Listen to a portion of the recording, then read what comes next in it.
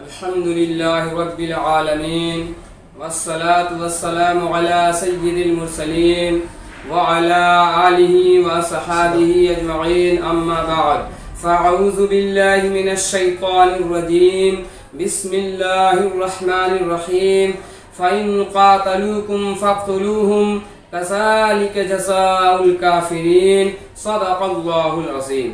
حضرات محترم، آئیے ہمارا سب سے پہلے آقائے نامدار مدنی تاجدار دونوں عالم کے مالک و مختار حضور احمد مجتبی محمد مصطفیٰ صلی اللہ تعالی علیہ وسلم کی مقدس بارگاہ میں ایک بار جی لگا کر درود و سلام کا نذرانہ بانداز غلامانہ پیش کریں اور بلند آواز سے پڑھیں اللہم صلی علی سیدنا مولانا محمد وآلہ وصحبہ وبارک وسلم صلاۃ و سلام علیک یا سیدی یا رسول اللہ صلی اللہ تعالی علیہ وسلم۔ ہے قول محمد قول خدا، فرمان نہ بدلا جائے گا۔ ہے قول محمد قول خدا، فرمان نہ بدلا جائے گا۔ بدلے گا زمانہ لاکھ مگر قرآن نہ بدلا جائے گا۔ اور مٹ گئے مٹتے ہیں مٹ جائیں گے عادہ تیرے، مٹ گئے مٹتے ہیں مٹ جائیں گے عادہ تیرے، نہ مٹا ہے نہ مٹے گا کبھی چرچا تیرا۔ اور اسلام کی فطرت میں قدرت نے لچک دی ہے، اسلام کی فطرت میں قدرت نے لچک دی ہے، جتنا یہ دباؤ گے اتنا ہی یہ ابھرے گا، جتنا ہی دباؤ گے اتنا ہی یہ ابھرے گا۔ حضرات محترم، اللہ کا شکر ہے، اللہ کا احسان ہے کہ اس نے ہمیں اور آپ کو مسلمان بنایا، ایمان کی دولت سے سرفراز فرمایا، کلمہ طیبہ لا الہ الا اللہ محمد رسول اللہ پڑھنے والا بنایا۔ کرم والا ہے کرم یہ کہ اس نے اپنے سب سے پیارے نبی، سب سے دلارے نبی آقائے دو جہاں صلی اللہ تعالی علیہ وسلم کی امت میں پیدا فرما کر خیر امت کا شرف عطا فرمایا۔ اور سب سے بڑا کرم اور سب سے بڑا احسان یہ ہے کہ اس نے ہمیں اپنی آخری کتاب اپنا کلام مقدس پر ایمان لانے والا بنایا۔ ذالک الکتاب لا ریب فیہ، جس میں شک اور شبہے کی کوئی گنجائش نہیں۔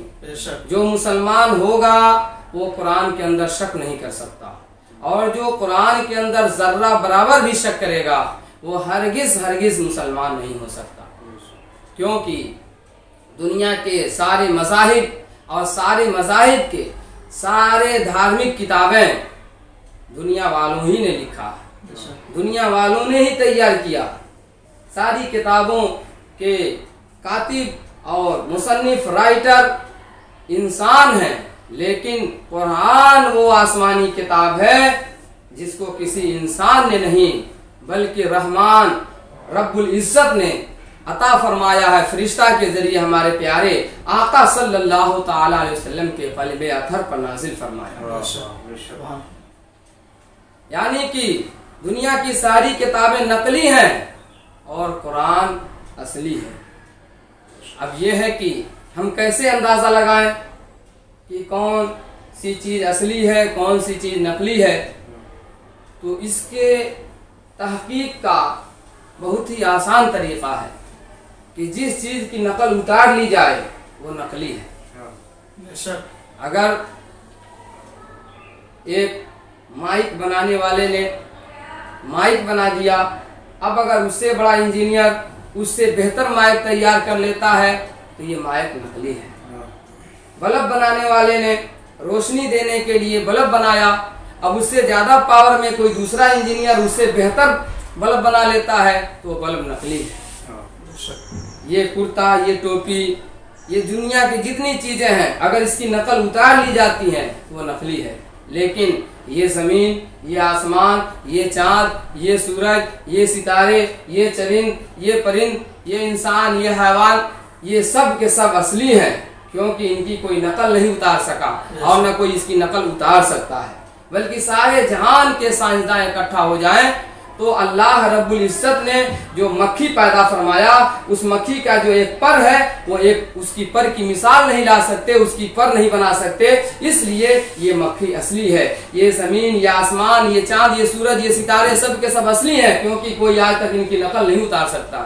اسی طریقے سے جب آج سے 1500 سال پہلے مکہ المکرمہ کے اندر، مدینہ المنورہ کے اندر جب وہاں پر قرآن نازل ہو رہا تھا، تو اس وقت کے بڑے بڑے فصحا اور بلغا جب آج اس کے اعزاز کے سامنے، اس کے کلام بلاغت کے سامنے، تو اس وقت انہوں نے کہا کہ جو ہے یہ انسان کا کلام ہے، اللہ کا کلام نہیں، معاذ اللہ، استغفر اللہ، یہ محمد عربی صلی اللہ تعالی علیہ وسلم یہ خود اپنا کلام بنا کر لاتے ہیں اور ہم پر پیش کرتے ہیں۔ اس وقت اللہ رب العزت نے قرآن کریم کے اندر چیلنج دیا، فَأْتُوا بِسُورَةٍ مِّن مِّثْلِهِ، کہ تم بھی جو ہے فصیح و بلیغ ہو، تم بھی جو ہے اپنے آپ کو دنیا کے سامنے جو عربی کہتے ہو، دنیا کو اجمی کہتے ہو، اگر تمہارے اندر بھی فصاحت و بلاغت ہے تو تم جو ہے تم بھی اس کی ایک صورت کی طرح پورا 30 پارے نہ صحیح، پورا قرآن نہ صحیح، بلکہ ایک صورت ہی بنا کر لاؤ، سب سے چھوٹی ہی صورت لا دو۔ وَدْعُوا شُهَدَاءَكُم مِّن دُونِ اللَّهِ، اور اللہ کے علاوہ سارے ساتھیوں کو اکٹھا کر لو،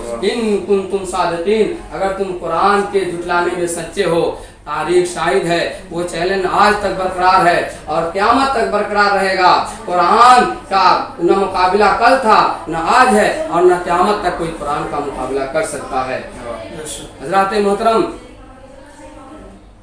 اور اگر مسلمانوں کو نہ گھبرانے کی ضرورت ہے، نہ پریشان ہونے کی ضرورت ہے، قرآن ہمیشہ سے ہے اور ہمیشہ رہے گا۔ قرآن کے مٹانے والے خود مٹ جائیں گے، لیکن قرآن نہ کبھی مٹا ہے، نہ قرآن کبھی مٹے گا۔ کیوں؟ اس لیے کہ اس قرآن کی حفاظت کی ذمہ داری خود اللہ رب العزت نے لے رکھی ہے۔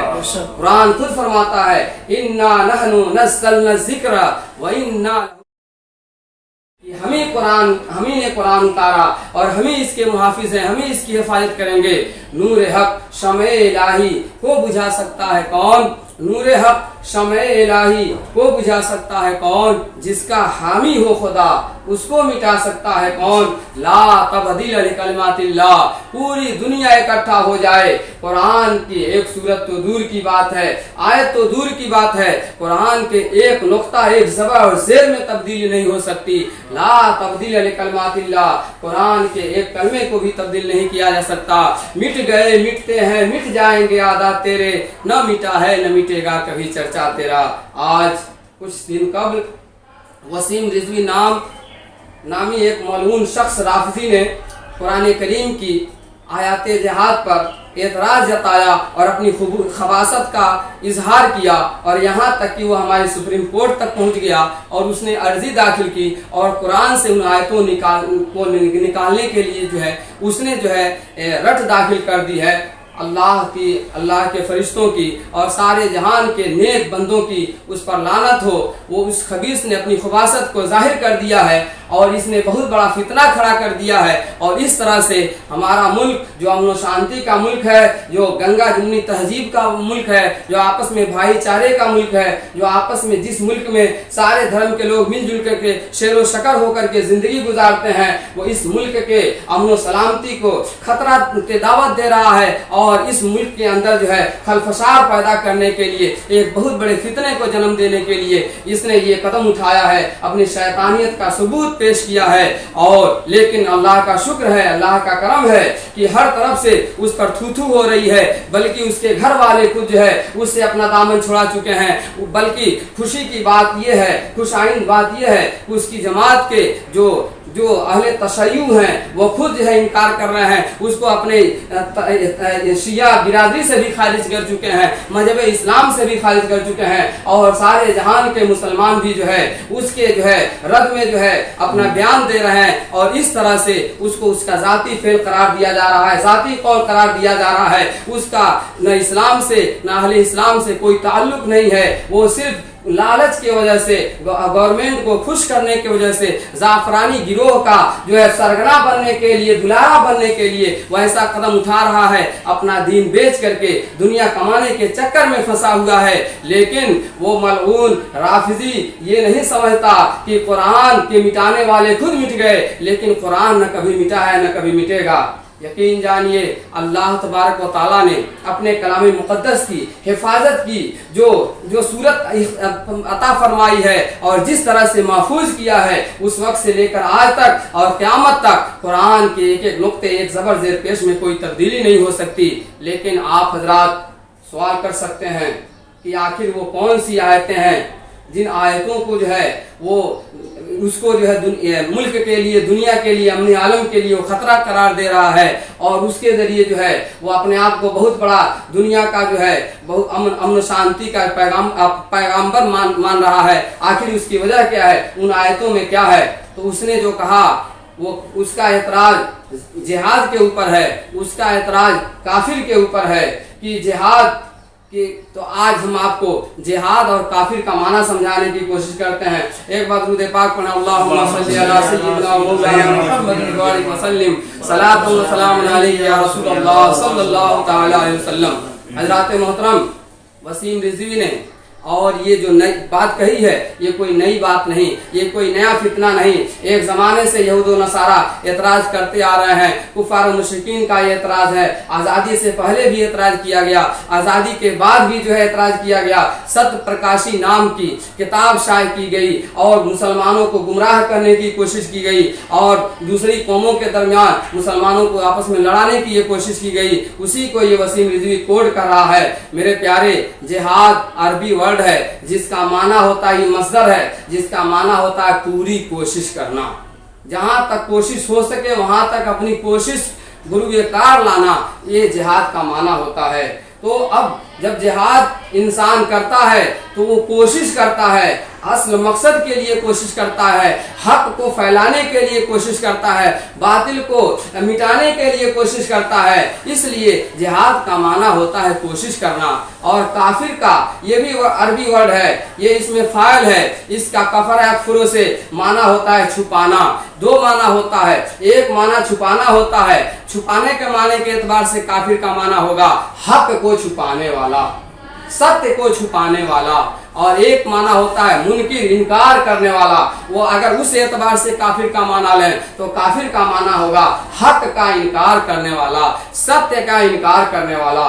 रही ये बात की क्या मजहब इस्लाम में जो है जिस भी काफिर को पाओ उसको कत्ल कर डालो, उसको मार डालो, ऐसा कुछ है क्या कुरान करीम के अंदर, उन आयतों के अंदर जिसको लेकर के वसीम रिजवी जो है सुप्रीम कोर्ट पहुंचा है? नहीं मेरे प्यारे, इस्लाम अमन शांति का मजहब है, इस्लाम जो है भाईचारे का मजहब है, इस्लाम बर्दाश्त का मजहब है, इस्लाम सब्र व शुक्र का मजहब है, इस्लाम जो है मुकम्मल तौर से साबिरीन का मजहब है। बल्कि अल्लाह रब्बुल इज्जत ने यहाँ तक फरमाया इन्नल्लाह मअस साबिरीन, कि अल्लाह तो सब्र करने वालों के साथ है। और जब आप तारीख इस्लाम का मुताला करेंगे और इस्लाम की मक्की जिंदगी का मुताला करेंगे, इस्लाम के पैगंबर हजरत मोहम्मद मुस्तफ़ा सल्लल्लाहु अलैहि वसल्लम की जीवनी का मुताला करेंगे, तो आपको पता चलेगा कि जितना जो है मुसलमानों के पैगंबर हमारे नबी सल्लल्लाहु अलैहि वसल्लम और उनके जानिसार सहाबा साथियों ने जो सब्र किया है, बर्दाश्त किया है, दुनिया की कोई कौम इतना बर्दाश्त करने की ताकत नहीं रखा करती है।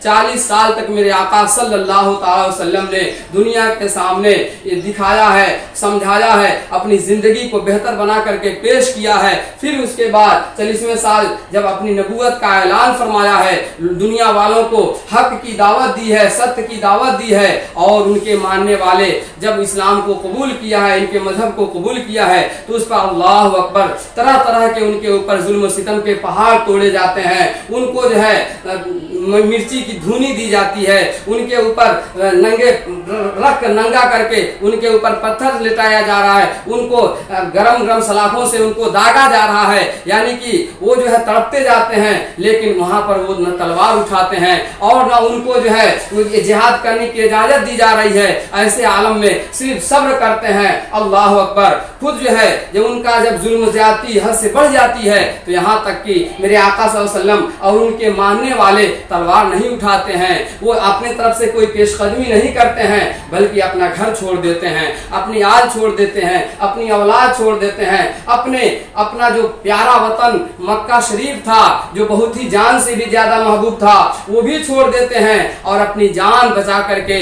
अपने दीन के लिए, अपने मजहब के लिए, हक्कानियत के लिए, हक को दुनिया में फैलाने के लिए, अपने किरदार के जरिए, अपने गुफ्तार के जरिए दुनिया को दावत देने के लिए वो अपना सब कुछ कुर्बान कर देते हैं। सब कुछ छोड़ करके 10-20 नहीं 500-600 किलोमीटर दूर कई महीने का सफर करके मदीना शरीफ पहुंचते हैं और वहां पर एक उम्मीद पर, एक आस पर कि इनसे दूर हो जाएंगे, वहां पर जाकर के हम अपने रब की इबादत करेंगे, वहां कोई हमें सताने वाला नहीं रहेगा, वहां पर कोई हमें जान लेने वाला नहीं रहेगा, कोई हमें जलील करने वाला नहीं रहेगा। लेकिन जब जालिम का जुल्म हद से बढ़ जाता है, यहाँ तक कि आका सल्लल्लाहु अलैहि वसल्लम उनके मानने वाले सब कुछ बर्दाश्त करके, सब कुछ छोड़ छाड़ करके मदीना शरीफ आकर के इत्मीनान सुकून के साथ अपने रब की पूजा कर रहे हैं, इबादत कर रहे हैं, लेकिन ये जालिम वहां पर भी 1000 से ज्यादा फौज लेकर के जंगे बदर में पहुंच जाते हैं। ऐसे मौके पर उधर जो है 1000 की फौज है और उसमें सब हथियार से लैस हैं, किसी के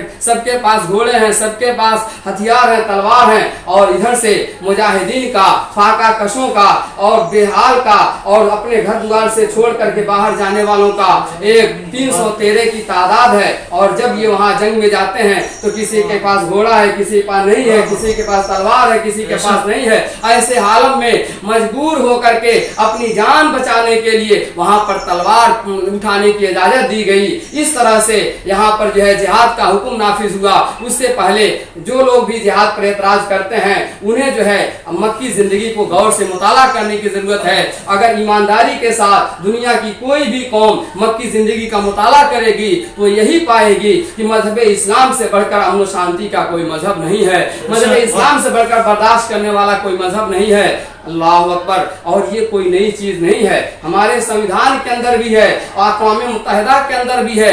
जो भी जिंदा दिल इंसान है हर कौम के अंदर ये है कि जब हम किसी की जान नहीं ले सकते, किसी की जान को नहीं मार सकते, लेकिन अगर कोई हमारी जान लेने पर तुला हुआ है तो अपने जान की हिफाजत के लिए हम उसकी जान ले सकते हैं। इसे जो है सेल्फ डिफेंस कहा जाता है, इंग्लिश में इसका नाम सेल्फ डिफेंस है। हर कौम में, हर मुल्क में, हर बिरादरी में सेल्फ डिफेंस का तस्वूर है, बाकायदा बाज़ाब्ता कानूनी हैसियत हासिल है सेल्फ डिफेंस की, कि जब हम किसी की जान नहीं ले सकते लेकिन अगर कोई हमारी जान लेने पर तुला हुआ है और हमें यकीन है कि अब ये हमें मार डालेगा, हमारी जान ले लेगा, तो हमारे मुल्क का भी संविधान, दुनिया के मुल्क का, पूरी दुनिया का संविधान हमको इजाजत देता है कि सेल्फ डिफेंस को हासिल करते हुए, उस पर अमल करते हुए हम अपनी जान बचाने के लिए दूसरे की जान ले सकते हैं। यही वजह है कि हर मुल्क के हुकूमत जो है बंदूक का लाइसेंस देती है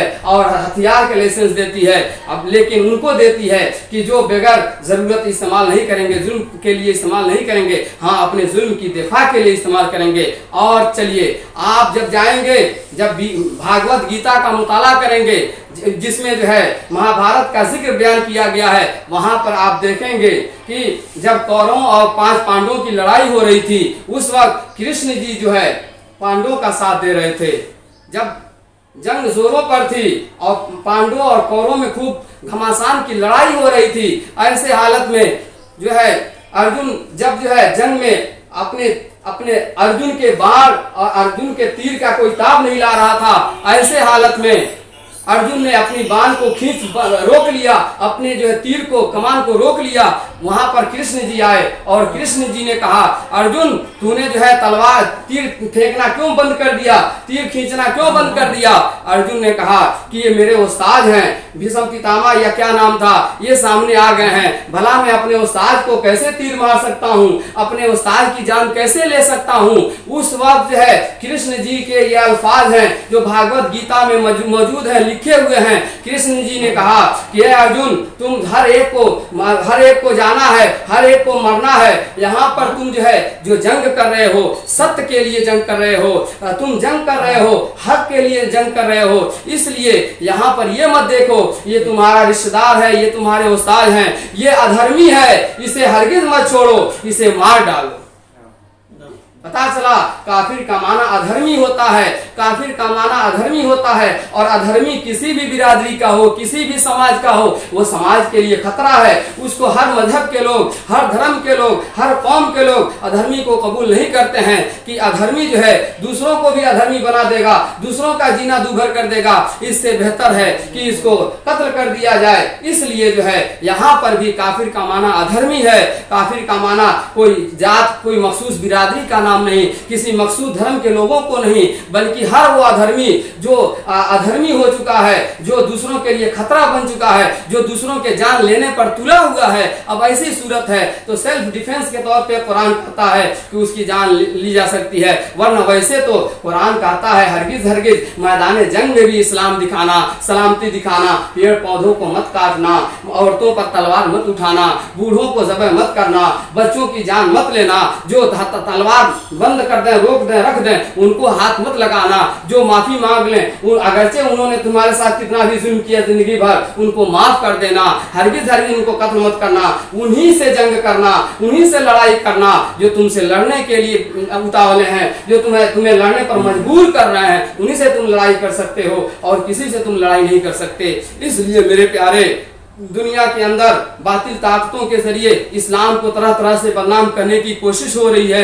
उसी कोशिशों में से एक ये भी कोशिश है कि वसीम रिजवी को आगे करके कुरान की चंद आयतों को जो है निकालने का रट दाखिल की जा रही है और दुनिया के सामने ये दिखाया जा रहा है कि इस्लाम कैसा मजहब है। मेरे प्यारे, इस्लाम से बेहतर कोई मजहब नहीं। इस्लाम पाकीज़ा मजहब है, इस्लाम सुथरा मजहब है, इस्लाम भाईचारे का मजहब है, इस्लाम अमन शांति का मजहब है, इस्लाम बर्दाश्त का मजहब है, और इस्लाम जो है दुनिया का भी मजहब है, इस्लाम आखिरत का भी मजहब है। खुश नसीब है वह लोग जो इस्लाम के दामन में वाबस्ता हैं। 1500 साल हो गया और लोग जुग दर जुग इस्लाम में दाखिल होते जा रहे हैं और इंशाअल्लाह ताला क़यामत तक ये मजहब इस्लाम अपने दामन में गुनहगारों को समेटता रहेगा। ये कुरान क़यामत तक आसमान के सूरज की तरह रोशनी बिखेरता रहेगा, लोगों को राह हिदायत दिखाता रहेगा और खुश नसीब लोग जो है इसके दामन से वाबस्ता होते रहेंगे। अल्लाह का शुक्र है, अल्लाह का एहसान है, हमें इस पर नाज है, हमें इस पर फख्र है कि अल्लाह ने हमको और आपको मुसलमान बनाया, ईमान की दौलत से सरफराज फरमाया, कलमे तैयबा ला इलाहा इल्लल्लाह मुहम्मदुर रसूलुल्लाह पढ़ने वाला बनाया।